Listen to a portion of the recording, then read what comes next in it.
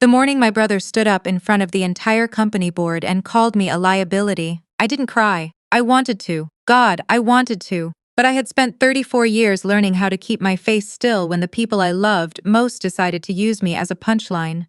So I sat in that leather chair, the one that used to belong to our father, and I let him finish. He took a long time finishing. She has no operational experience, my brother said. Clicking to his next slide like this was a quarterly review and not the systematic dismantling of everything I'd spent 8 years building. She's never run a division. She's never managed more than a team of 6. Frankly, the idea that she would be considered for the chief strategy officer role is, and I say this with love, embarrassing. He looked at me when he said embarrassing. He smiled a little, the way he always did when he thought he'd won something. His name was Kevin. My big brother. 4 years older, 6 feet tall, the kind of man who filled a room by walking into it. Our father had adored him.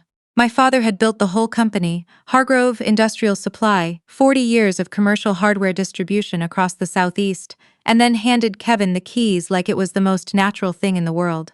Me, he handed a birthday card every year with a check inside. When I was small, that felt like love. When I was older, I understood it for what it was, a way of keeping me at a comfortable distance. My name is Leigh, and I am going to tell you what happened the day my brother learned exactly who he was sitting across from. I should back up. Our father died 18 months ago. Pancreatic cancer. He was diagnosed in October and gone by February, which is a kind of cruelty I wouldn't wish on anyone, including people who deserve worse. He was a difficult man, proud, stubborn, deeply certain that he was always the smartest person in the room. But he was my father, and when the hospice nurse called me at 6 a.m. on a Tuesday, I sat on my bathroom floor for an hour and just breathed. Kevin flew in from Atlanta. He wore a suit to the hospital. I'm not sure why I remember that, but I do. He wore a suit, and when he hugged me in the hallway, he smelled like the interior of a rental car, and he held on just a half-second too long, the way people do when they're not actually present, but they're trying to perform being present. We need to talk about the company, he said, before we'd even left the parking garage. Dad's not even buried yet, I said. I know. But there are decisions that need to be made. That was Kevin. Always efficient. Always 3 steps ahead. It's what made him genuinely good at running the business. I won't take that from him, and it's also what made him at certain moments almost impossible to be related to. What neither of us knew that afternoon, standing under the fluorescent lights of the hospital parking structure, was that our father had already made his decisions. He'd made them quietly over the better part of 2 years, with the help of a lawyer named Frank Dayton, who'd been handling his affairs for a decade and who had apparently watched our family with a great deal of careful attention. Dad had left Kevin operational control of Hargrove Industrial Supply. That part was exactly what everyone expected. What no one expected was the rest of it. I'd been living in Charlotte for 6 years by then. I'd moved there for a job at a mid-sized logistic consulting firm right after my MBA, which my father had grudgingly helped fund on the condition that I do something practical with it. I was a senior analyst, then a manager, then, 2 years before Dad died, I'd started my own small consulting practice on the side. Nothing flashy. 6 clients, all of them small regional manufacturers trying to modernize their supply chains. I worked evenings and weekends. I kept it quiet. Part of why I kept it quiet was that my father, whenever I mentioned my work to him, had a way of listening with this expression on his face that I can only describe as polite skepticism, like he was indulging me, like I was describing a hobby that had gotten a little out of hand. "You're good at the analysis part," he told me once, Thanksgiving, 3 years before he died. But the business side of things, the real operational stuff, that's a different animal. Kevin was sitting right there. He didn't say anything. He didn't have to. What I didn't tell my father, what I hadn't told anyone in my family, was that one of my 6 clients had spent the past year quietly acquiring my firm as part of a larger strategic partnership. The deal closed 4 months before Dad got sick. I walked away with an equity stake in a supply chain consulting group that had clients in 11 states and was growing at a rate that made my former colleagues at a logistics firm send me slightly bewildered congratulatory emails. I wasn't a millionaire. I wasn't even close, but I had a stake and I had a seat on the advisory board and I had something that no one in my family knew existed, standing. Frank Dayton knew. I don't know exactly how. My best guess is that he'd done his homework when he was updating my father's estate documents. Or maybe Dad had said something in passing and Frank had followed up. But Frank knew, And at some point in the last year of my father's life, Frank had apparently convinced my father to restructure something significant. I found out about it the same day Kevin did. We were sitting in Frank's office 2 weeks after the funeral, and Frank read us the trust documents in his slow, unhurried way, pausing occasionally to sip from a mug that said "World's Okayest Fisherman." Kevin got Hargrove Industrial Supply, the operations, the inventory, the existing contracts, the staff, all of it. I got the building, not the business. The building the business operated out of. A 340,000 square foot commercial facility in Greensboro that Hargrove had occupied for 31 years, which my father had purchased outright in 1998, and which, due to the appreciation of industrial real estate in the Piedmont Triad Corridor, was now worth substantially more than business Ospnisai inside it. I also got the 2 satellite warehouses, in Raleigh and Spartanburg. I got them free and clear, no mortgage, no encumbrance. As Kevin got the company, I got everything the company needed to exist. I don't think I fully processed what that meant when Frank read it. I remember looking at the ceiling for a moment. I remember Kevin going very, very still. "There must be a mistake," Kevin said. "There's no mistake," Frank said, and turned a page. Kevin called me 6 times that night. I let it go to voicemail. The following morning he came to my hotel room. We were both staying at the same Marriott, which felt, under the circumstances, deeply uncomfortable, and knocked until I opened the door. "You need to understand something," he said before I could say good morning. "Without the business, those properties are just empty buildings. They're only worth what they're worth because Hargrove is operating out of them. You have no tenants. You have no income. You have 3 very large, very expensive buildings that you will be on the hook to maintain and insure and pay property taxes on." "Good morning," I said. "This isn't funny." I didn't say it was. He came inside because I stepped back and he followed, the way he always did, assuming he was welcome. He sat on the edge of the desk and crossed his arms. "You need to sell them to me," he said. "I'll give you fair market value. We'll get an appraisal done, we'll negotiate in good faith, and this whole situation gets resolved cleanly." What Dad did was... He stopped. I could see him choosing his words. "It was unnecessarily complicated. I think he was trying to make sure you were taken care of. I get that. But this isn't the right structure." "What were you going to say?" I asked. "About what Dad did, nothing. You stopped yourself." "What were you going to say?" He looked at me steadily. "I was going to say it was sentimental, that he felt guilty about not including you more, so he overcorrected." I thought about that for a moment. I thought about every Thanksgiving, every Sunday dinner where the conversation turned to the business and then sort of moved around me, the way a river moves around a rock. I thought about the check and the birthday card. "Maybe," I said. Or maybe he finally saw something he should have seen a long time ago. Kevin left without resolving anything. We didn't speak for 3 weeks. I went back to Charlotte. I talked to my attorney, a woman named Sandra Park, who I'd worked with during my firm acquisition and who had the extraordinary gift of explaining complicated things very calmly. And I started to understand what I was actually holding. The properties weren't just valuable. They were strategically irreplaceable. Hargrove Industrial Supply had built its entire distribution network around those 3 locations.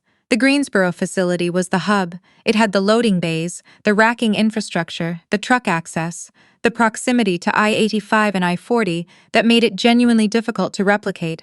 Moving would cost Kevin millions, not just in relocation but in contract disruptions and customer relationships, and the kind of operational chaos that a company like Hargrove, running on margins that weren't exactly lavish, could not easily absorb. I wasn't a real estate mogul. I was simply the person who held something that Kevin could not do without. Sandra helped me understand my options. I could sell. I could lease. I could negotiate a long-term lease with terms that gave me stable income and gave Kevin the operational security he needed. Or I could wait. I waited, not out of cruelty. I want to be clear about that. I waited because I wasn't ready to negotiate from a place of uncertainty, and because Kevin was calling every few days with a tone in his voice that I recognized from childhood, the tone that meant he expected me to fold. That tone had worked on me for 34 years. It had worked on me so reliably that I'd never even noticed it was a tactic. I noticed now. 6 months after the will was read, Kevin's attorney sent a formal letter proposing a buyout price that was, Sandra told me with admirable restraint, roughly 60% of what a legitimate appraisal would show. I didn't respond. 8 months in, Kevin raised the offer, still low. Still the posture of a man who believed he was dealing with someone who would eventually panic. I didn't respond. At month 11, Kevin called me himself, and he was not using the patient voice anymore. "I have a board meeting in 3 weeks," he said. "I have investors who are asking questions about the lease situation. I have a VP of operations who is starting to panic. I need this resolved, Leigh. I've told Sandra to be available whenever your attorney wants to talk," I said. "Sandra is asking for numbers that are not realistic. Sandra is asking for what the properties are worth." He was quiet for a moment. "You're doing this on purpose," he said. "You're making this hard on purpose. I'm asking for fair market value," I said. "That's not hard. That's just fair." The board meeting he mentioned was the one where everything came apart.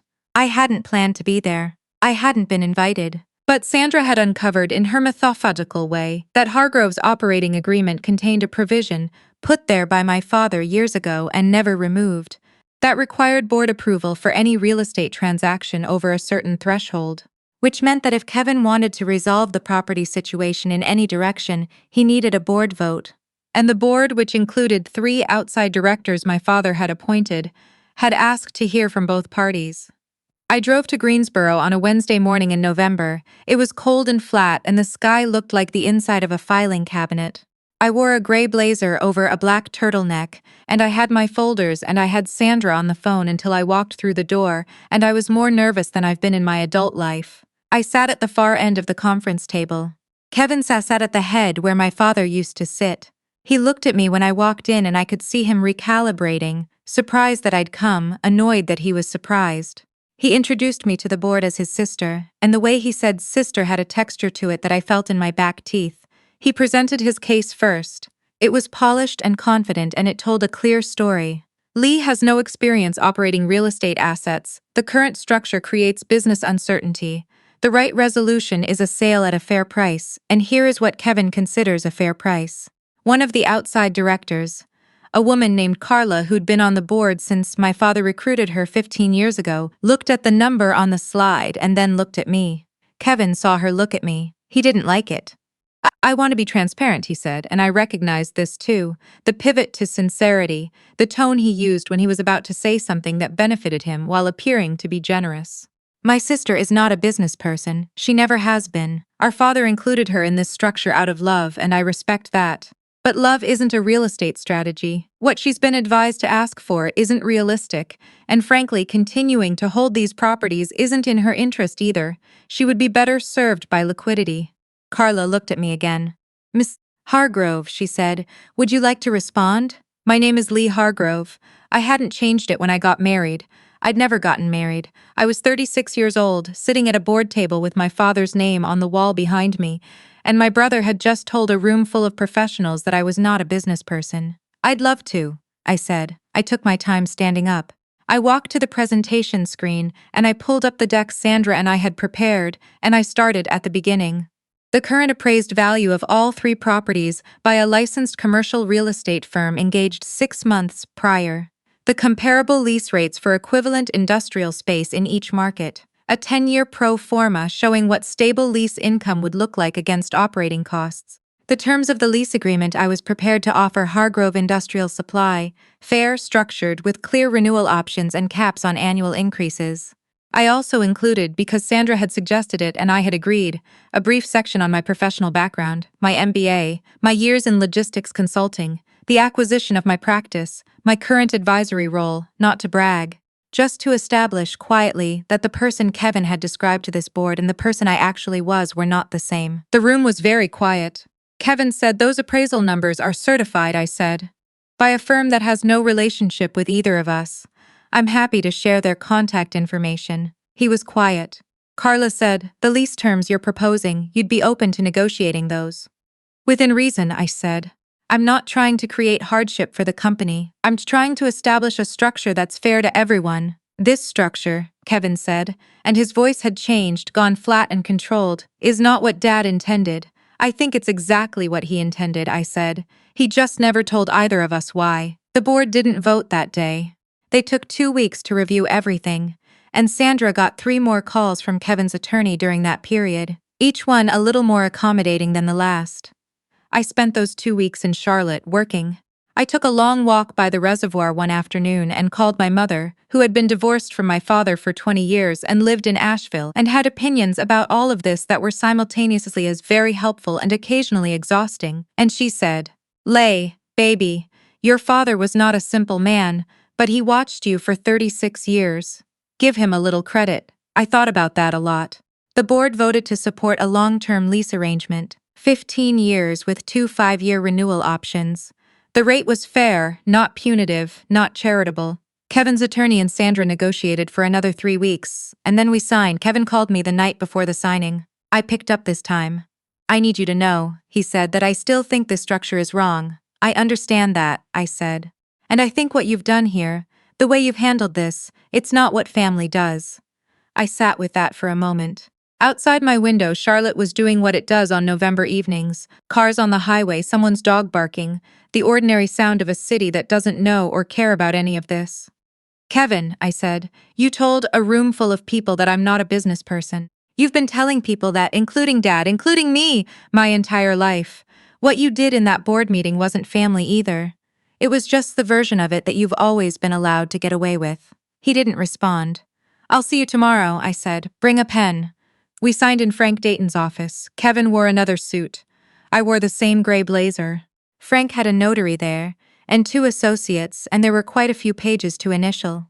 Kevin and I sat on opposite sides of the conference table. At one point, we both reached for the same pen at the same time. There was only one on his side of the table, and we both stopped, and then Kevin slid it toward me without a word. I initialed 37 pages. I thought about my father while I signed.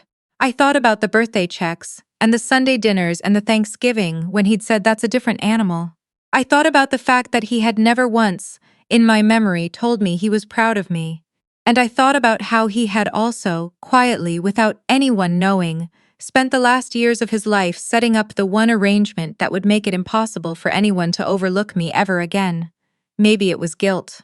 Maybe it was love. Probably it was both, tangled up the way things get in a family that doesn't know how to talk to each other. I signed my name on the last page, Leigh Hargrove, in the handwriting I'd had since 7th grade, and I set down the pen. Frank Dayton slid the folder closed. He looked at both of us over his glasses. "That concludes it," he said, and poured us each a small cup of coffee from a thermos that had been sitting on the credenza for what appeared to be several hours. Kevin took his coffee and looked at the table. I took mine and looked at the window. Outside, it was raining in that soft, indifferent November way. The kind of rain that doesn't make a fuss about itself, the kind that just falls. I thought about calling my mother on the drive home. I thought about what she would say, and how she would probably cry a little, and how I would probably let her. I thought about my father sitting in this same office, making decisions no one knew about, trying in his own limited and complicated and deeply imperfect way to finally get something right. I picked up my folder. I thanked Frank. I walked past Kevin without stopping, because I didn't have anything else to say, and because sometimes the most powerful thing you can do is simply leave a room. The elevator was slow. I stood in the lobby of Frank's office building and watched the rain for a moment. Then I pushed open the door and walked out into it.